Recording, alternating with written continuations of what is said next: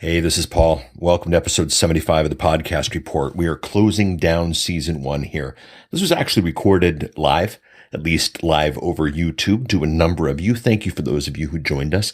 What we've got here is most of the recording. I took some time before and afterwards, and we actually had a technical hiccup as well that made things fun. If you would like to watch the video from this presentation and see the entirety of what I did, including some Q&A and some behind the scenes stuff, you can head out to thepodcastreport.com/75. If you'd like to just listen to it, the context, the entirety of the episode is contained here. We are closing up the year. This is season 1 coming to close. Season 2 will start mid-January. Look out for that. Plenty of things to see and do. Make sure you stay subscribed. Make sure you've got it set up, not just that you can get the past episodes of season 1, catching the ones you missed, but join us when season 2 happens. It's going to come and it's going to be big. So let's get to the episode, shall we? Predictions for 2016. It's the Podcast Report, episode number 75. Show notes, links, conversation, and more at thepodcastreport.com/75. It's the Podcast Report with Paul Colligan. And here's Paul. First, the big idea, and I've got 3 of them for you. Big idea number 1. Actually, I've got 4 of them for you. Podcasts in Google Play will bring no more than 5% growth to any podcast. Number 2, 2016 is the year advertising drops from number 1 on the monetization list. Big idea number 3, I'll stream my podcast on Pandora before I record my next predictions piece. And big idea number 4, podcasters will be introducing app-based calls to action. This is the Podcast Report, and me first. My name is Paul Colligan. I'm a podcaster, podcast consultant, podcast author, fan of the industry. I've been doing this for a long time. I love this industry. I love the podcasters, and that's why I do this show. The avatar for the show is podcasters looking to make their podcast a real business or do real business as a result of their podcast. We try to get straight to the point here. We try to get the work done. The show has never been a massive play, but it will always be a deep one, trying to help you do exactly what it is that you're trying to do. So why this topic? Why this episode? Well, I am cleaning up. I am closing down. I am finishing season 1. This is the last recording of what we're going to call season 1. Now, it took a couple of years to make season 1 happen. That's okay. We've got some new stuff coming. Season 2 is going to start on January 9th of 2016. So I'm taking about a 1-month hiatus. Don't worry. I've got some very, very cool things coming out that I'll be showing to you. I'm doing a predictions piece for a number of reasons. Prediction pieces are always fun to do. People love prediction pieces. My 2015 prediction piece was actually my most popular episode of the Podcast Report. And don't worry, we're going to take a look at my predictions and see how well those fared. It's good to plan for the future. If you want to know what's coming in the future, if you want to at least think to plan to what's coming in the future, it's good to go. Now, one of the things I'm doing this episode, you're going to be hearing me speaking a lot to podcast launch checklist. I am producing a checklist of everything you want to do when you're launching a podcast. A bunch of people are launching their podcast in 2016 and they want the checklist, and gosh darn it, I'm building the checklist. And you can head out to podcastlaunchchecklist.com and fill out the form there to get that for you. I'll be referencing that a couple times in there. But if you're looking to launch your podcast, or you have launched your podcast, you want to make sure you do everything, make sure you take a look at podcastlaunchchecklist.com. Also in that, I will include the mind map for this episode so that it can help it make sense. Now, this episode's a little bit different than past episodes. This episode's actually recorded live. As I look at this right now, I'm looking at a screen of the people who are watching this inside of YouTube. People are having a good time. It's always fun to see people watching you live. What's also interesting is just the comments. One of my favorites, Josh Freiberg, is, he's crying because he thinks the show is going away. It's just for a short time. Don't worry, I've got some other things to show you. But we're recording this live, and I'm doing this on YouTube. I'm not doing this on Blab. I'm not doing this on Periscope. I'm not doing this on these other things because these platforms, I've spoken to that in the past, I don't think have a long shelf life. I've also be able to do things like share my screen, higher resolution, and that type of thing when I do things on video. If you want to watch the video version of this, go ahead and head out to thepodcastreport.com/75, and that'll take you right to this episode, and it'll make things a little bit easier for you. But yeah, I'm recording this live. The video recording of this will actually be a little bit longer than the audio recording of this. I did a bit of a pre-show at the beginning, and then I'm doing a post-show where I'm actually going to answer some Q&A, respond to people. I do have to respond to Elizabeth Harrington, who says she loves the early predictions. Thank you, Elizabeth. It's there. We'll take Q&A about what I have to say at the end of this. So the first thing we have to do is we have to look at my podcast predictions for 2015, because I made 3 and I want to chat about them. Now, the first one was tongue-in-cheek. The first one I said was there's going to be 5,000 new 7-day-a-week podcasts with the word on fire in the title. John Lee Dumas' friend, inspiration, hero, icon, whatever you want to call him. He has definitely dictated the dialogue and dictated where people are going and what people are chatting about. And the fact of the matter is, there are a lot of people who think that podcasting has to be, in the format of what John Lee Dumas does. I went to Podcast Movement this year, and I met a guy in the elevator who had a topic that was not something that you would want to talk about 7 days a week for about 40 minutes a day, but because of John Lee's influence. And it's funny, John Lee, I think, is doing it well. I think a lot of people are just taking John's influence a little bit further than they necessarily should. There are a lot of people who think the formula is 7 shows a week. The formula is interview. The formula is entrepreneurs. There's not a formula to podcasting. Part of what's wonderful about podcasting is that you have all of these options. So we've seen a lot of folk with on fire in the title. We've seen a lot of folk emulating John because they think that's the secret weapon. John would tell you that's not the secret weapon. I would tell you that's not the secret weapon. But there have been a lot of people trying to jump in. But that one was tongue-in-cheek. Let's hit the next one. A number of pointless podcast-in-a-box products will launch. I said that was going to happen, and boy, did that happen. It's funny, at Podcast Movement again, there was the hall with a lot of people promising great things for podcasts, everything from podcast hosting, podcast in a box, to interview solutions, this type of thing. None of them panned out. One of the companies that I was really excited about, the CEO gave me his card and said, if you have any problems, let me know. Well, we did one. We had a problem, let him know, and he never responded. There are a lot of people who want to make podcasting more complicated than it is. There are a lot of people who want to make podcasting more complicated than it is. That's really the term. And a number of pointless podcasts in a box have popped up. I've had some friends who've jumped over, who put their podcasts on some of these, and it's not going to go well. And I really feel bad for them because, gosh darn it, it's simple. We've got hosts now. I'm a big fan of Libsyn. I've been recommending them, but even if you don't go with Libsyn, it doesn't need to be complicated. The RSS feed doesn't need to be complicated. And well, gosh darn it, yes, I was really, really right there. The other one that I was right with was my third prediction, was that big announcements would have minimal show results. And I actually have some interesting numbers for you. I spoke to this on a previous episode, but Spotify and one of my clients, one of my popular clients, 2.1 million downloads, incredible show, incredible audience, love her dearly. And I can say that. I looked at the stats yesterday, only 207 people came from Spotify. 2.1 million downloads, 207 of them came from Spotify. Now, she hasn't been on Spotify the entirety of the 2.1 million download run, but the fact of the matter is it went down. The November download numbers were down from the October download numbers, and so it's not going up. I spoke a couple episodes ago to Android being inside, and a podcast being inside of Google Play, and that's all fine and dandy, but that's really not going to make that kind of a blip either. So I said I said big announcements will have minimal show results. The big announcements have come. There have been minimal show results. I've spoken in the past to, we need to be in charge of our own podcast. We need to be in charge of our own marketing. We need to be in charge of our own promoting. And that is what we have to do. And nothing came this year that's going to change the game. And I'm going to tell you this, nothing is going to come next year that is going to change the game either. It's just the game that we're dealing with. We are responsible for getting our podcasts out the door, not other people.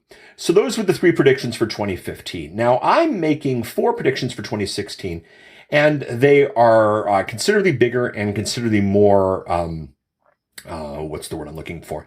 They're bigger and they're more decisive and they're less nebulous and there's nothing tongue-in-cheek. So the first prediction here is simply that podcast in Google Play is not going to add more than 5% growth to any podcast. It's great. Submit your show to Google Play, but you're not going to see more than 5% growth as a result of that. That is prediction number one. Now, what do we do with this? Well, quite simply, one, you are responsible for your own show promotion. You are responsible for your own show promotion. Your show is going to make you famous. Your show is going to see the revenue that you're looking for when you promote it. Not when Google promotes it, not when iTunes promotes it. It seems like one of the big themes this year, and it's not going to be a theme of season 2, is that, this didn't produce magic results. This didn't produce magic results. This didn't produce magic results. These things didn't produce magical results because there is no magical results inside of podcasting. That's just not the industry that we're in. If you're looking for magical results, you might want to go to some sort of industry like maybe magic or that type of thing. If you go to podcastchecklist.com, we're working on the ultimate podcast launch checklist that will help you work through all the steps of promotion and all the steps of marketing and making sure that before your show goes out the door, before you launch, you will have the things needed to do your own show promotion because it is your job. If you've already launched your podcast, it's okay. Head on over to podcastlaunchchecklist.com and grab the checklist as well, because gosh darn it, I bet you aren't doing everything. I was about to say anything. No, you're doing some things. You're just not doing everything. So again, prediction number one, podcasts in Google Play bring no more than 5% growth to any podcast. I stand strong on that one. Prediction number two, 2016 is the year advertising drops from number one on the monetization list. That's right. Everybody, I'm going to get ads. I'm going to get ads. I'm going to get ads. This is the year it drops. And let me tell you why it drops. And I've got some numbers for you that will sober you up. And we're going to show them to you right here if you're looking at the video. If you're not, you can get the checklist by heading out to episode 75. So Rob Walsh over at Libsyn just gave some pretty fantastic numbers. And, well, here we go. In October 2015, the median episode download. Now, median is in the middle, not the average, because you got people like Mark Maron and that kind of thing who are just downloading billions of them. But if you look at the middle, all the podcasts downloaded, you look in the middle, 137 downloads. That's the middle. So if you're getting more than 137 downloads per episode, the fact of the matter is, congratulations. You are doing better than most. You are literally in the top 50%, which could be really exciting for some people. A lot of people watching this, I know your shows. You can probably say out loud, wow, I'm in the top 50% of all of Libsyn. Didn't know that, didn't see that. But the fact of the matter is, more than, and this is really, really, really key, more than half of the podcast episodes out there are only getting 136 or less downloads. Think about that. If you're doing ads, 136 downloads per, you gotta do like 8 episodes before you get your first CPM, and they're not going to sell that to you. Well, Paul, where else does it go? Well, look, if they're doing greater than 5,000 downloads, they're in the top 8.3% of all of podcasting. 5,000 downloads at a 20 CPM is still just $100 an episode. And if you're only making $100 an episode and you're the top 8.3% of all of Libsyn, I think you can do better here. What Rob said about this is that's the magic number where CPM campaigns start to make sense. And yeah, I would agree with him there. If you're looking to do ads, you can insert an ad, you get 5,000 downloads, you take about $20 per take for yours. I mean, to record an episode and to get a check for $100 isn't bad, but it's not the big thing. And here's the thing, podcasts that get more than 10,000 downloads per episode are the top 5% of all of Libsyn. And no, Libsyn is not the only host out there, but boy, Libsyn hosts a lot of them, and it's pretty huge. Guys, the models of ads as the way you're going to make money is just not sustainable. You've got to figure out what your monetization plan is and how it's not ad insertion. And if you head out to podcastchecklist.com, we've got, part of the process is figuring out what your monetization strategy is. Would love to have you, do that, but the ad models just aren't sustainable. So the next prediction, I predicted I'm going to stream my podcast on Pandora before I record my next predictions piece. This is huge. I spoke to Pandora taking on Serial in a previous episode, and there have been a lot of podcasters who have said Pandora isn't interested. And the fact of the matter is, no, Pandora isn't interested at all, but I think the numbers are going to change. I think they're going to become very interested. And the whole infrastructure of podcasting is pretty easy. And for them to bring podcasting into Pandora would make a heck of a lot of sense. It would be good for the podcasters. It would be good for Pandora. When it's good for both sides of it, why would they not do it? So I predict that it's going to happen. I predict it's going to happen by, my next predictions piece. And I certainly intend on doing a predictions piece in 2016. Now, there's no reason for them not to take podcasts. That's part of my logic there. It might be ghettoed. I showed you those Spotify numbers, for my client, and the fact of the matter is it's just not getting the attention it deserves. I think this will grow in the future, but I think we'll see our show and our content inside of Pandora, which is really the last bastion for all this to happen. I think that's going to happen pretty quickly. And again, the whole idea of making yourself a show, not a podcast, we've got a couple of ideas for that in the podcast checklist. Now, this next one is a bit bold. I'm saying that podcasters are going to introduce app-based CTAs, app-based calls to action, where we're going to tell people not to visit the website or not to visit a domain name, but actually to download an app and take some action on the app. Paul, are you going to be doing this? You bet I am. I don't just have one app coming out. I've got 2 apps coming out, and I've got a blast with them. One of them looks like it's almost any moment now will be available in the iTunes store. And don't worry, I'm not just doing it in the iTunes store. It's going to go to the Android store. It's going to go to the Kindle store and that type of thing as well. But I think what we're going to see is, it's more valuable to bring people over to an app than it is something else. Apps in small numbers, if you sold the right product, could do really well. They're sexier, they're more attractive than websites, and I think we're going to see some more of that. So I got 2 of those coming. Definitely keep a watch out for those. And if you sign up for podcastchecklist.com, we've got a little bit about apps in there as well. And that, of course, will mean that you are on the list, and it'll make sure that you've got the ability to be updated when these things come out. So what am I doing next year? What am I doing in conjunction with these thoughts? And by the way, if you are watching this live, if you are on the live video stream and you want to make a comment about this in any way, shape, or form, that would be great. That would be a lot of fun, and we can make some comments there. Again, we'll just go with these quickly. Podcast and Google Play will bring no more than 5% growth to any podcast. 2016 will be the year that traditional advertising drops from number 1 on the monetization list. I predict I will stream my podcast on Pandora before I produce my next predictions piece. Boy, I did not meant that to be as alliterative as it was, but there it is. And then the idea that podcasters are going to start introducing app-based calls to action. So there we go. What am I doing? I'm rebooting. I am, as I mentioned earlier, the podcast is going to be a bit of a hiatus. We're going to bring this thing up at the beginning of January next year.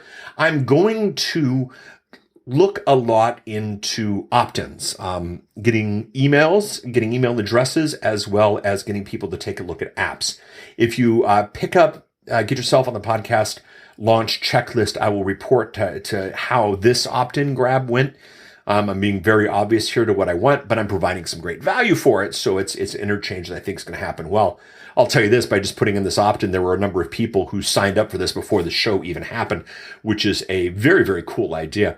I'm going to focus on these issues. I'm going to continue to promote my own show. I'm going to continue to look at opt-ins. I'm going to look at monetization outside of advertising, and I'm not going to look for anybody big to bring me my audience. I'm going to look for my own marketing efforts to bring me the audience. Paul, you're going to do that with an app? You bet I am. And we're going to have some fun with that. I would recommend that you do the same. What do you do with this? Well, I always recommend in the podcast report that you do something. I want you to grab the checklist. If your podcast doesn't meet things in this checklist, get that stuff figured out right away. Now, I would love your thoughts here.